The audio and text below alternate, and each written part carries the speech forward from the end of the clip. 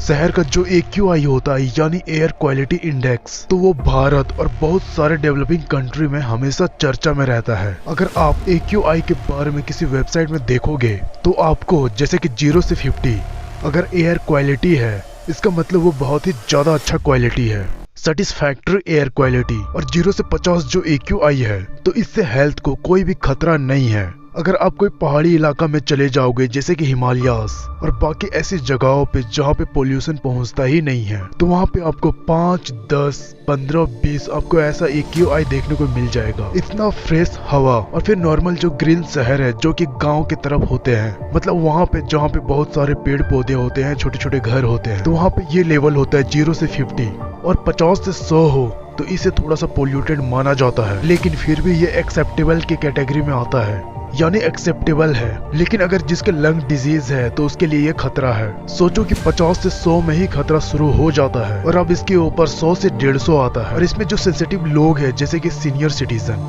तो उन लोगों को असर पड़ता है अच्छा खासा, यानी उनका हेल्थ कम होता है। और जो जनरल पब्लिक है यानी यंग पब्लिक, वो सह लेती है। अब आता है 150 से 200। अब 150 से 200 की जो एयर क्वालिटी है, तो दोस्तों यहाँ पे ये भी आप जान लो कि स्टार्टिंग हो जाता है रियल वाला खतरा, ऐसा आप यहाँ पे कह सकते हो। और अब यहाँ पे 200 से 300 वाली जो लेवल है, जो कि बच्चों, बड़ों और बूढ़ों किसी को नहीं छोड़ता, हेल्थ रिस्क फॉर एवरीवन वाला कैटेगरी है ये।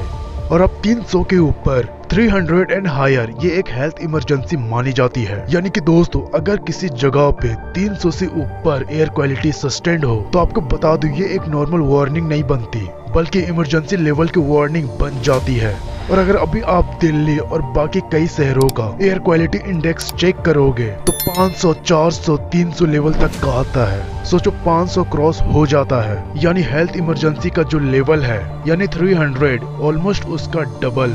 ये अब न्यूज नॉर्मल बन चुका है। और यहाँ पे आप जान लो जो NCR का इलाका है, यानी दिल्ली, नोएडा, गाजियाबाद का जो इलाका है, जो कि इंडिया का सेंटर माना जाता है, तो वहाँ पर 479, 480 ये न्यू नॉर्मल बन चुका है। और इसी को टैकल करने के लिए कई प्लान्स बनाए जा रहे हैं। और यहाँ पे आपको बता दूं सबसे इम्पोर्टेंट बात यहाँ पे ये है, बहुत सारे ऐसे लोग हैं जिनके ध्यान इस पे एकदम नहीं होती एयर क्वालिटी इंडेक्स पे। उससे क्या फर्क पड़ रहा है, लोग ऐसा सोचते हैं। जैसे कि एक सिंपल सा एग्जांपल, जैसे कि हम घर में लेटे हुए हैं, एयर क्वालिटी क्या है हमें क्या पता, हमें क्या फर्क पड़ेगा उससे। बात तो यहाँ पे ये है कि शॉर्ट टर्म में तो फर्क नहीं पड़ेगा, लेकिन अगर लॉन्ग टर्म में अगर इसको ऐसे ही छोड़ दिया जाए तो भैया हेल्थ कंडीशन आने लगेंगे। जैसे कि आप जानते हो कोरोना के टाइम खुद ब खुद नए मरीज बन रहे थे, तो बिल्कुल उसी तरह अस्थमा और ऐसी कई बीमारियां दिन बर दिन बढ़ते रहेंगे। और ये इतना स्लोली होगा कि लोगों को लगेगा कि इससे क्या फर्क पड़ रहा है। लेकिन दोस्तों एट द एंड ये बहुत ही ज्यादा खतरनाक चीज है, जिससे आपका टिकट कट जाएगा और आप चले जाएंगे बाजार करने के लिए। तो दोस्तों आप बताओ कि आपको ये वीडियो कैसा लगा। अगर अच्छा लगा है तो सब्सक्राइब जरूर कर देना और शेयर भी जरूर कर देना, ताकि लोग ध्यान रखें।